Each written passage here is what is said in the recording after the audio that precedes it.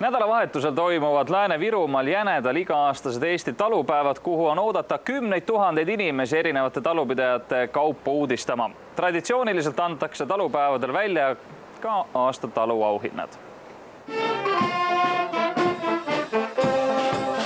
Sel aastal pälvis Eesti parima talutiitli Tuuma talu Võrumaal, kus tegeletakse peamiselt lambakasvatusega.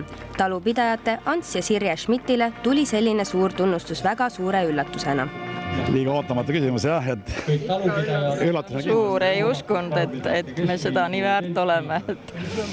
Et väga tublisid talupidajaid on ju nii palju ja arvan jah, et väga suur üllatus. Ja ma olen hetkel sõnatu, et suur üllatus oli ka minu jaoks. Vanemad on jah suure töö ära teinud ja palju vaeva on nähtud selle taluga. Aga on endal juba nagu talupidamisamet selge ka, jah? No enamus töid ikka on selged. Terve elu on ju elatud ja kõike kõrvalt nähtud ja tehtud. Tänavu esitati konkursile kokku 15 talu, mis esindavad parimal moel meie talude mitmekesisust. Nominentide hulgas oli nii tavapäraseid looma- ja taimekasvatustalusid kui ka alternatiivsemat niši tootmist. ETKL ehk siis Eestimaa Talupidajate Keskliit on kõik need aastad siin samas talupäevadel paremaid talupidajaid tunnustanud.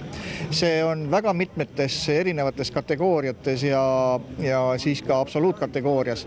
Ehk siis talu peab olema igatepidi eeskujulik. Tootmine peab olema korras, jätkusuutlikkus tagatud ja mis ei ole sugugi vähetähtis, et ka talu peab hea välja nägema. Lisaks parimate talude autasustamisele toimus täna traditsiooniline kõnekoda ehk talupidajate ja poliitikute avalik arutelu. Arutati, kuidas Euroopa Liidu rahasid kasutama hakatakse ja milliseid toetusi talupidajatele jagatakse. Kindlasti teema on piimakvoot ja piimakvoodi ületamise tasu. Teema on kindlasti väga terav teema praegusel Aafrika seakatk. Ehk Aafrika seakatk on küllalt Eesti piiridel ja me peame olema siin kõikvõimalikeks väga karmideks abinõudeks valmis, et Aafrika seakatku levikut piirata.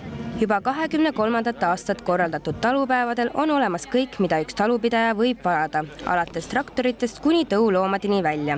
Lisaks saavad inimesed tutvuda ja osta talupidajate värsket toodangut.